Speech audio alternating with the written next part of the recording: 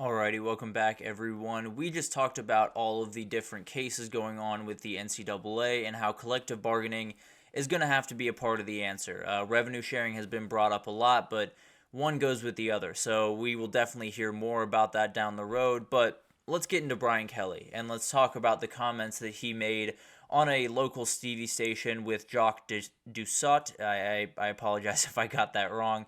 At WFAB down in Baton Rouge, and he was interviewing Brian Kelly, and they were talking about the recent transfer portal and how LSU did not necessarily fare as well as some had hoped, and especially at the defensive tackle position. So he asked kind of why that was, what happened in some of those recruitments, what happened in this entire portal cycle for you guys, and he got into kind of the classic, coach talk where they were talking about the NIL world and how it's so complicated.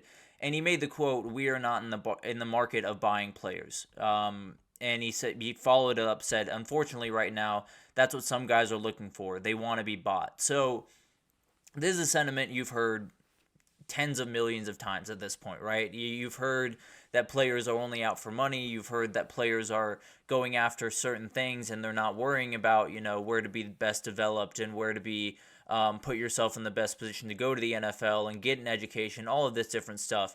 And he's right. That is the reality of recruiting right now. There are a number of kids across the country that want to get the paycheck. And some of it is out of, needing that paycheck to a certain extent when they come into college. Some of it is, I am who I am and I want to be compensated that way. So a lot of this is really, really sketchy. And I think it's created a lot of talk around this comment. Some people saying, they're not willing to really play with the big dogs. They're broke, whatever you want to say about LSU. Overall, I think when you look at that comment at face value, he's right. I think he is unequivocally right. When you talk about college football and college sports, there are decisions that have to be made today that did not even have to be thought about a decade ago or even 5 years ago. So there are certain things that have to be in place right now that are just insanely hard to wrap your head around, including NIL, and especially NIL when you talk about the portal, because that's usually where you hear a lot of these stories of the kids really going after a huge payday is, they're coming for a year, they want to get a ton of money, and then move on to the NFL. So this is something that didn't really exist a couple of years ago and wasn't as big of a problem as it is today. But it's something that you have to prepare for. So as an athletic department, they've gotten their ducks in a row. They know how much each guy is worth, or they know what their cap is on how much they're willing to spend on a kid, and all of this different stuff that kind of goes into the portal recruiting, which actually something we'll get into in the last segment. But when we talk about LSU, they were going after a ton of defensive linemen in this last window. They were not able to land any of them yet. They did offer a defensive tackle at a Grand Valley State who's a very talented kid, so could reel him in, which would help out a little bit. But one of the people that has kind of been pointed at as why this statement was made, or one of the recruitments that was kind of the crux of all of this, is Dominic Williams, which is a fantastically talented defensive tackle that is now an Oklahoma Sooner. LSU and Texas were fighting for him for quite some time. And the story essentially went, the rumor, I want to make that very clear. I'm not necessarily saying this is exactly what happened, but the rumor is he had one number, and then that number really went up pretty quickly, and it went up to around 1.2, 1.4, $1.5 million. So it's a huge amount of money to give a kid. There's no two ways about that. And not necessarily saying he unequivocally asked for that amount of money, but there's been plenty of reports that have said that the dollar amount was substantial. Let's put it that way. So a couple of things. The amount of money for that kid is crazy. Dominic Williams is a fantastic player. There's no two ways about that. But they paid Bo Davis $1.5 million to coach defensive line. They can't have a defensive lineman making as much as their coach. They just can't. That's not something that can happen in a locker room right now. So I fully understand that. And I think if we're talking about this circumstance in particular, if you're talking about Dominic Williams and it was $1.2 million for this year, no is the right answer. Let's just put it that way. No is the correct answer. I don't know that's what Oklahoma paid, so I don't know that Oklahoma made a bad decision either. But LSU, I get it. The problem is LSU right now is not necessarily in the business of missing out on guys because of these discussions. And it's not that they should be, bending the knee to every single guy that walks in the door, because that's a dangerous way to go about business. I think we all understand that. But when you look at the LSU defensive line, it's outright bad. There's really no other way to put it. I'd love to put it nicer for LSU fans, but it's bad. They had a guy move over from offensive line to defensive line and is a second stringer right now. And if you know anything, if you've seen anything about offensive line moving to defensive line, it doesn't really work. There's not a lot of examples of guys really excelling on the defensive side of the ball after being an offensive lineman. So the fact that he's at a second string tells you a lot. They are in a position where they don't really have time to be the most moral program out there. And that sounds a little goofy. You want to stand on your principles. You want to be able to follow those rules time in and time out and not be wishy-washy. But he almost set himself up to be wishy-washy with this comment, where there's going to be a kid that comes around that demands a lot of money. And I don't know that it's going to be a crazy amount of money like 1.5 or whatever, but he's going to demand a lot of money, and you're going to give it to him. There's going to be that kid. Maybe Dominic Williams wasn't worth that money, which would have been a better comment if Brian Kelly had said that. I don't think people are really worrying about it because some kids aren't worth that money. I would argue Dominic Williams probably wasn't worth that money. But at the end of the day, LSU is a place where they should never be hurting for money. They should never be hurting for NIL funds. They should never have a defensive line that is as bad as they do right now. They should never be in this position, I guess is the best way to put it.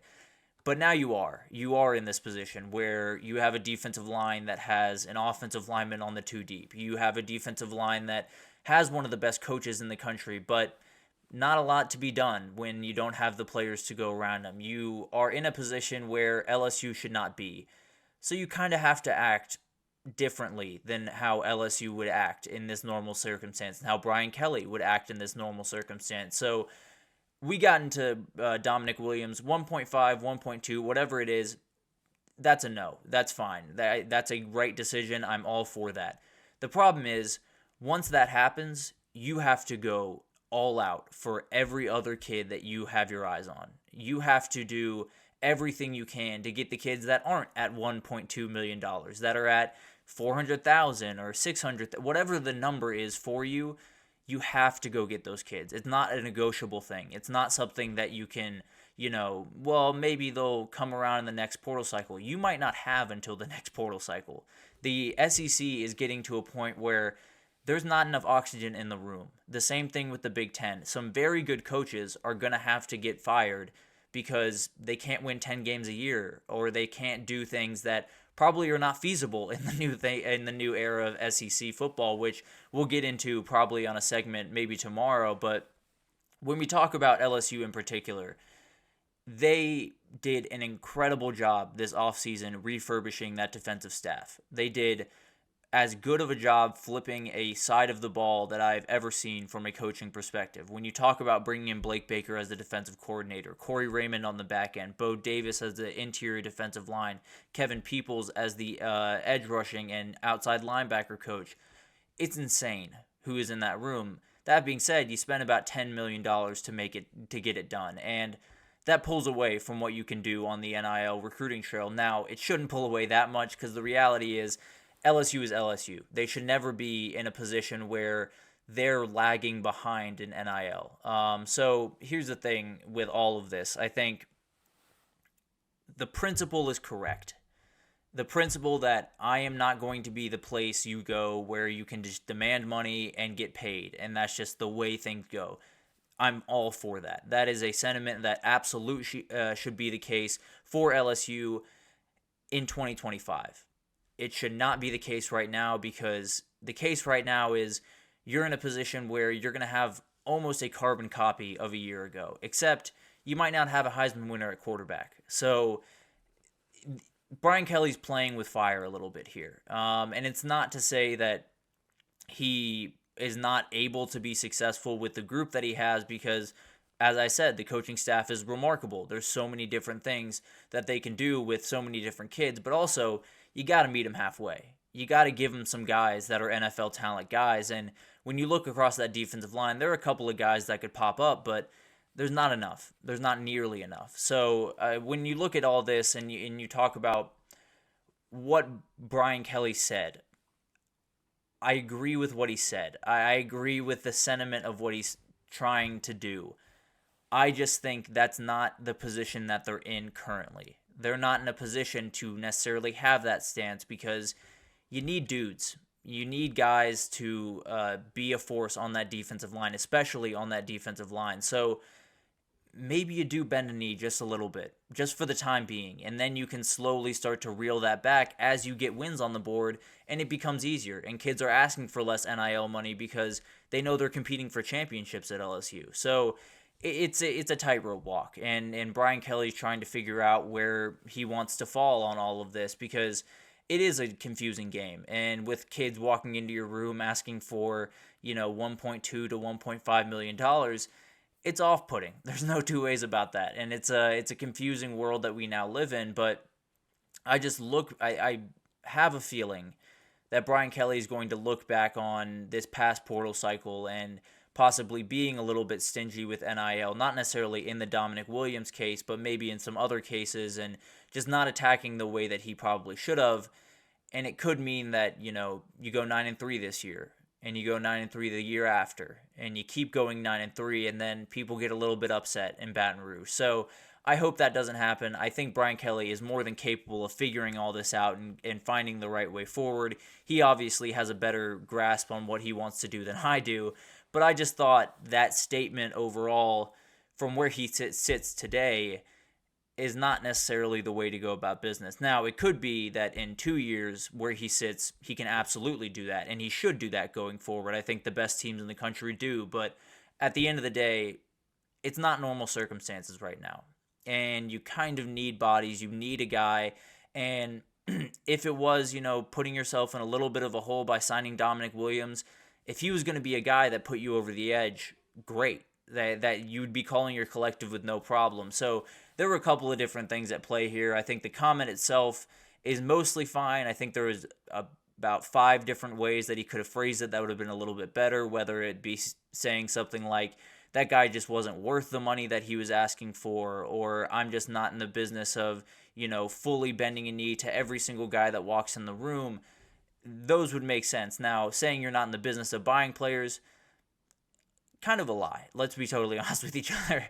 That's kind of the reality of college football. There's very few programs out there that are not in that business at this point. But LSU is in an interesting spot, especially on that defensive line, and they did work in the portal to try to fix that. Came up short on a number of different recruitments, and we might just look back on that as the moment where the Brian Kelly era in LSU kind of started to go awry. Now, I hope that's not the case. He has a great staff behind him that can make a lot of things happen, but you can't quite make them happen with the players that they have on the roster right now. But we'll see what happens. It'll be fascinating to watch this defense this upcoming year.